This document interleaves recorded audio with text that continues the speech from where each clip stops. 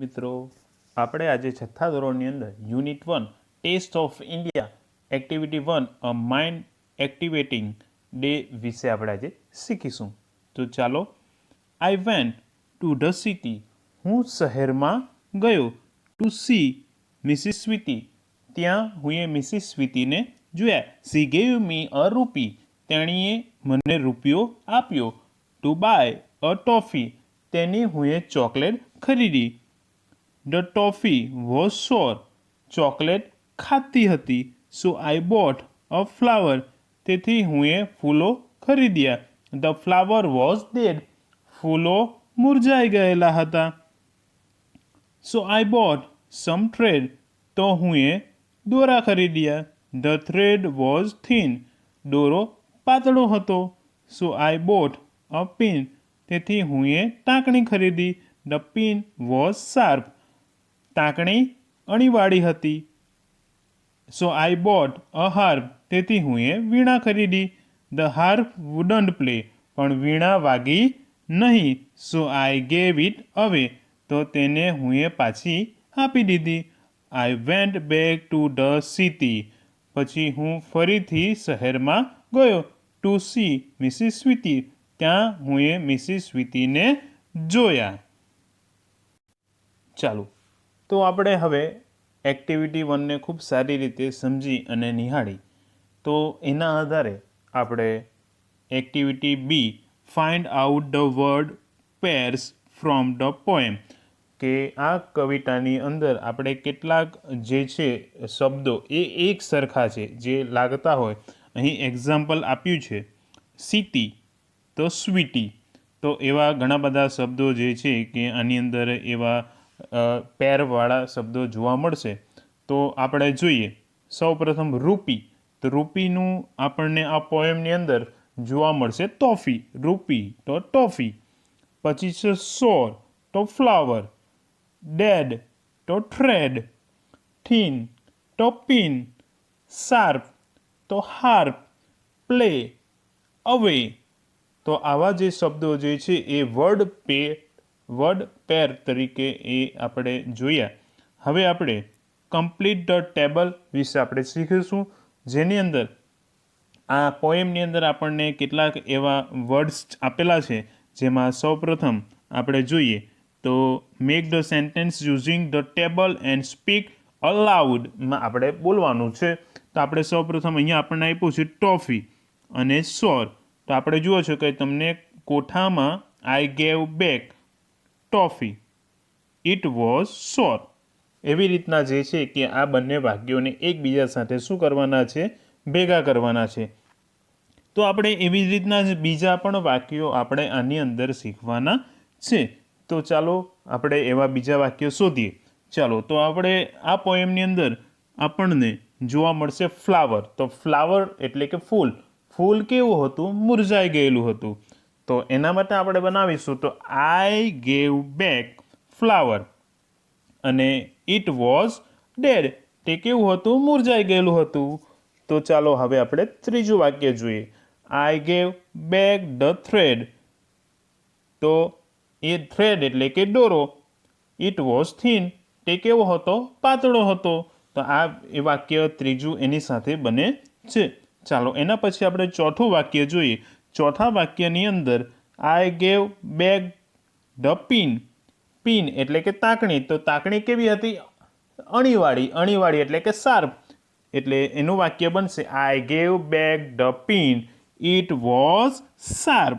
એના પછી આઈ gave back the harp. Harp એટલે કે વીણા.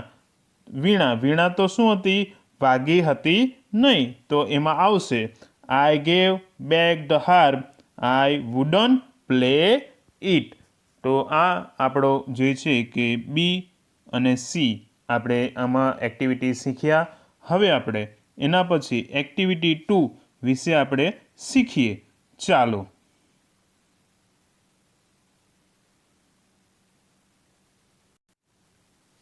તો આપણે આની અંદર ખૂબ જ સુંદર મજાના ડાયલોગ છે. ડાયલોગ એટલે કે સંવાદ જેને આપણે કહીએ છીએ.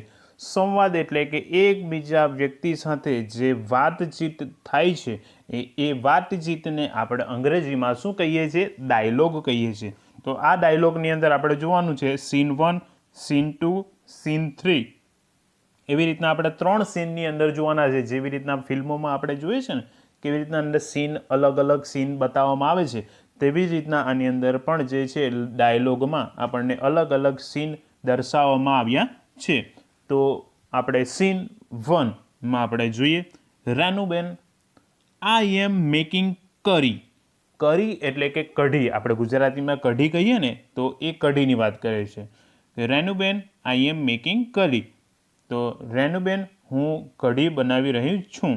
બટ એટલે કે પણ, આઈ ડોન્ટ હેવ કર્ડ. પણ મારી પાસે દહીં નથી. કર્ડ એટલે કે એને ગુજરાતીમાં શું કહેવાશે? દહીં. Will you please give me a some curd. શું તમે મને મહેરબાની કરીને થોડું દહીં આપશો? Yes, sure, Shantaben.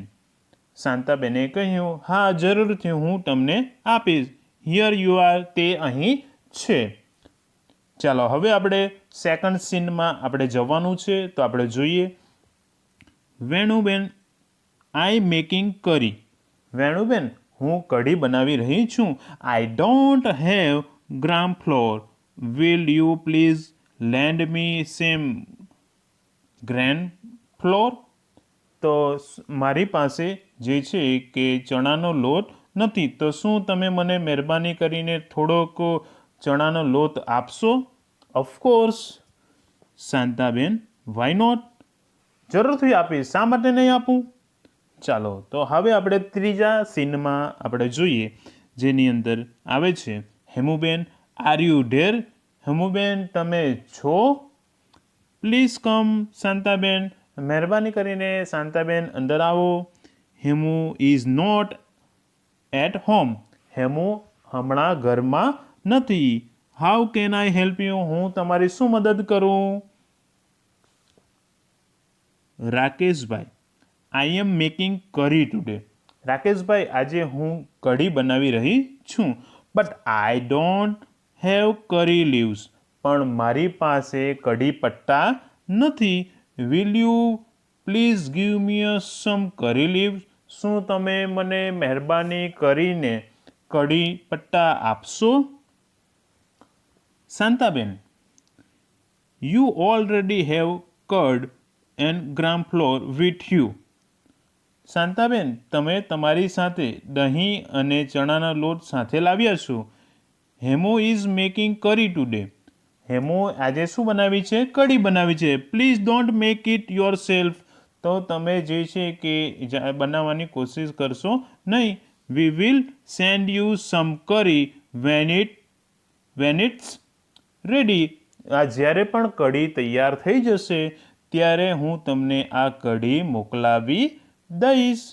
તો આપણે આ જે છે એક્ટિવિટી 2ની અંદર આપણે ખૂબ સુંદર મજાના ડાયલોગને નિહાળ્યા અને એને સમજ્યા કે એની અંદર આપણને કે રોજિંદા જીવનમાં જેવી રીતના આપણે કોઈક નાની વસ્તુ આપણા ઘરે જો ખતમ થઈ જાય તો આપણે બાજુમાં આપણે પડોશી હોય એમને ત્યાં આપણે લેતા મૂકતા હોય છે. તો એ પ્રકારનો આ ડાયલોગ આની અંદર દર્શાવવામાં આવ્યો છે. તો આપણે હવે પછીનું એક્ટિવિટી એ આપણે આવતીકાલે શીખીશું. આવજો.